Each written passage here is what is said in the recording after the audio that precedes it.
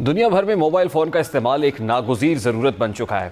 आज के दौर में स्मार्टफ़ोन ना सिर्फ राब्ते का ज़रिया है बल्कि हमारे रोज़मर्रा के बेशतर कामों का मरकज़ भी बन चुका है। लोग फ़ोन के ज़रिए सोशल मीडिया चलाते हैं, बैंकिंग करते हैं, ख़रीदारी करते हैं, तस्वीर लेते हैं और दीगर दर्जनों अहम नौइयत के ज़ाती मामलात निपटाते हैं। लेकिन जहाँ मोबाइल फ़ोन्स ने ज़िंदगी को आसान और तेज़तर बनाया है, वहीं एक अहम पहलू मुसलसल तशवीश का बाइस बन रहा है और वो प्राइवेसी का बतदरीज खात्मा है। जैसे कि जदीद टेक्नोलॉजी ने हमारी ज़िंदगियों में सहूलतें तो बहुत दी हैं, लेकिन इस सहूलत के बदले में हमने अपनी निजी ज़िंदगी के कई हिस्से दानिस्ता या गैर दानिस्ता तौर पर मुख्तलिफ ऐप्स और सिस्टम्स के सुपुर्द कर दिए। अब जैसा कि मोबाइल फ़ोन्स में नस्ब जदीद कैमरे, लोकेशन ट्रैकिंग सिस्टम्स, माइक्रोफोन्स और मुस्तकिल इंटरनेट कनेक्शंस ने हमारी ज़िंदगी के बेशतर लम्हात को काबिल निगरानी बना दिया है। माहिरीन के मुताबिक हम जिस वक्त जहाँ भी होते हैं, कोई ना कोई डिजिटल आँख या कान हमारी मौजूदगी, हरकत, दिलचस्पियों और हत्ता के जज्बात तक का रिकॉर्ड मुरतब कर रही होती हैं।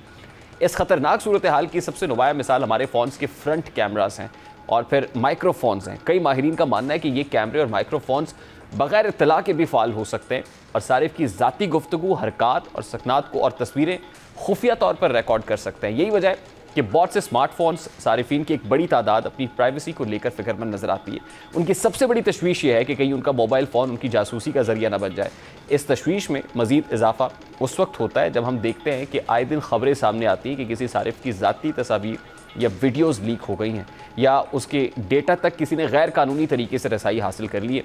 सोशल मीडिया पर मौजूद लाखों प्रोफाइल्स जिनमें लोग अपनी ज़ाती मालूमात, तस्वीर, मकाम और रवाबित शेयर करते हैं, दरअसल हैकर्स, ब्लैकमेलर्स और दीगर साइबर मुजरिमान के लिए एक खुली दावत साबित हो सकती है। सारिफ की लाइल्मी, सिक्योरिटी के हवाले से लापरवाही और एप्लीकेशंस को दी जाने वाली गैर ज़रूरी इजाज़तें इस खतरे को मज़ीद बढ़ा देती हैं। अफसोसनाक पहलू ये है कि अक्सर सारिफिन इन खतरात से बिल्कुल नावाकिफ़ होते हैं या फिर अगर वाकिफ़ हों भी तो लापरवाही का मुजाहरा करते हैं। मिसाल के तौर पर बहुत से लोग मोबाइल फ़ोन को निजी लम्हात में भी अपने साथ रखते हैं जहाँ कैमरे की मौजूदगी एक संगीन प्राइवेसी ख़तरा बन सकती है। मज़ीद ये कि बेशतर सारिफिन मुख्तलिफ ऐप्स को बिला सोचे समझे तमाम इजाज़तें दे देते हैं जिनमें कैमरा, माइक्रोफोन, कॉन्टेक्ट्स, मैसेजेस और लोकेशन तक की रसाई शामिल होती है।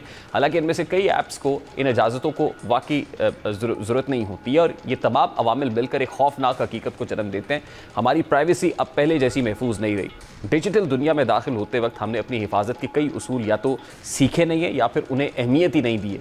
आज सूरत हाल ये है कि हम में से अक्सर अफराद अपनी ज़िंदगी का बड़ा हिस्सा एक ऐसी स्क्रीन के सामने गुजारते हैं जो सिर्फ राब्ते का ज़रिया नहीं बल्कि दो तरफ़ा मशीन है जो जितना हमें दिखाती है उतना ही हमें देखती भी है।